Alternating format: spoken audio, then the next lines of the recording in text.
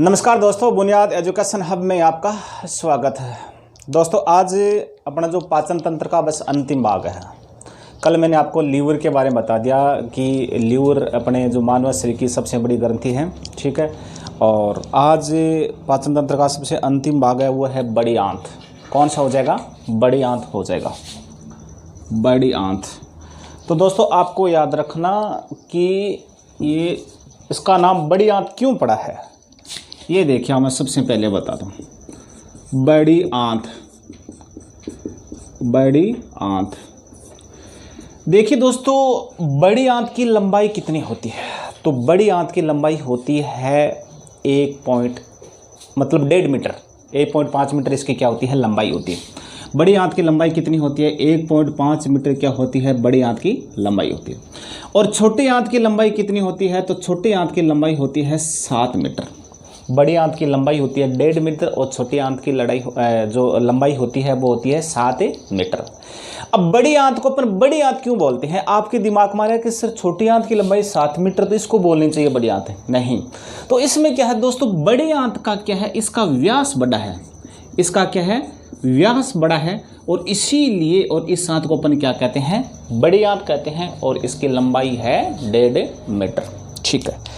अब देखिए दोस्तों, जो बड़ी आंत है ना, ये छोटी आंत का अंतिम भाग है। और छोटी आंत के अंतिम भाग को अपन कहते हैं इलियम। छोटी आंत के अंतिम भाग को किस नाम जानते हैं? छोटी आंत का अंतिम भाग है इलियम।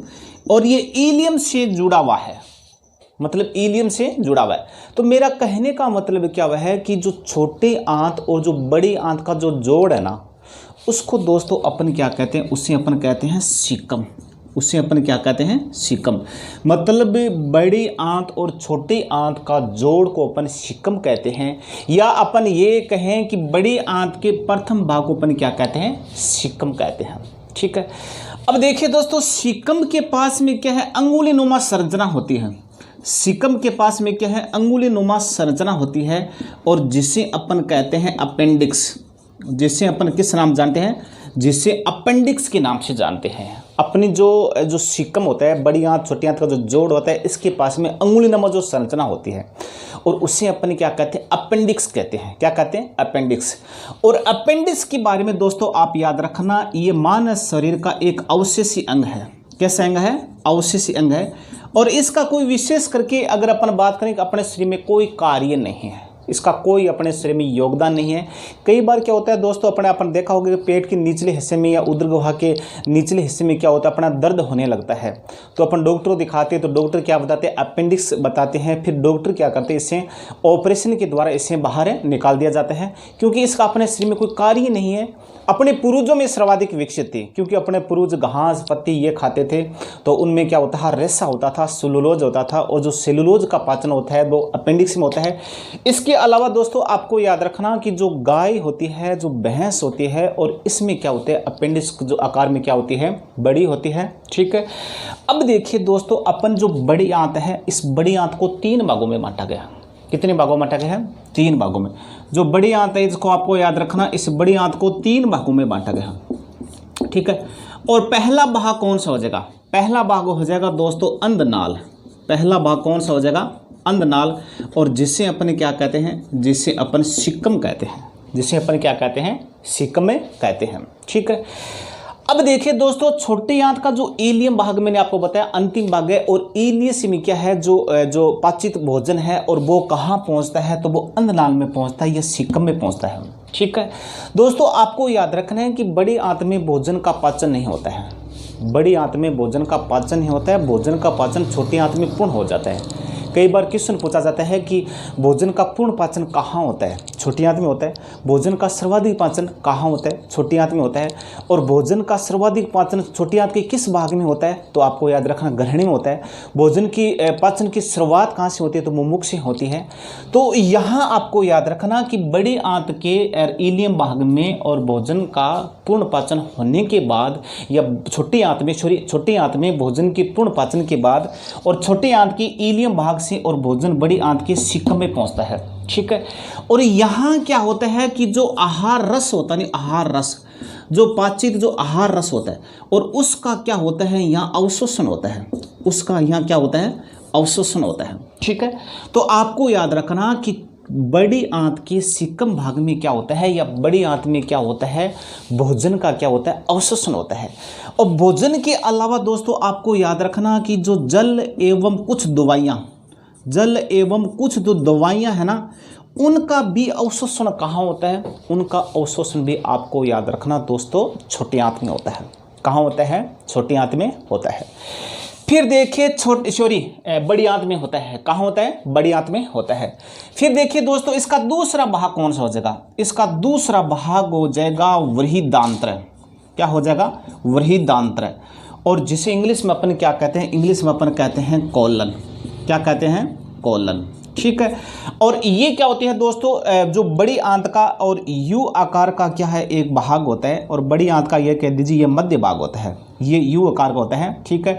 और यहाँ सिकम से भोजन होता हुआ कोलन में पहुँचता है, और फिर कोलन से और ये पहुँचता कहाँ है, और वो है बड़ी आंत का अंतिम भाग। और बड़ी आंत के अंतिम भाग को अपन क्या कहते हैं, बड़ी आंत के अंतिम भाग को अपन कहते हैं मलाशय। क्या कहते हैं, मलाशय कहते हैं। या अपन कहें कि आहार नाल का अंतिम भाग, आहार नाल का अंतिम भाग मलाशय होता है, मलद्वार होता है, मलाशय होता है। और मलाशय के बारे में आप याद रखना दोस्तों, इसकी ये क्या होता है, 20 सेंटीमीटर एक थैलीनुमा संरचना होती है, 20 सेंटीमीटर लंबा होता है मलाशय। ठीक है। और मलाशय का जो आगे का भाग है, जो 3 सेंटीमीटर भाग है, उसको अपन कहते हैं गुद्दा द्वार।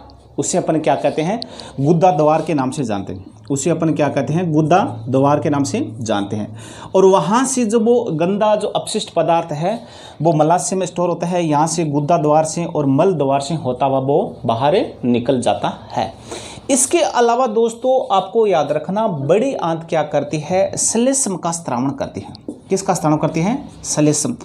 और श्लेष्म का स्त्रावण करती है, जिससे क्या होता है कि जो अपशिष्ट पदार्थ है वो क्या हो जाता है, जो मल है वो क्या हो जाता है, जैसे या चिकना हो जाता है, जिससे क्या होता है, जिसके उत्सर्जन में क्या होता है कि एक आसान होता है। ठीक है। इसके अलावा दोस्तों आपने देखा होगा कि जो मल में और गंध का किस कारण आता है, वो कौन सा यौगिक है और जिसके कारण मल में गंध आती है, तो उसका क्या नाम है, तो उसका आपको याद रखना। एक तो हो जाएगा इंडेकोल। कौन सा हो जाएगा, इंडेकोल। ठीक है।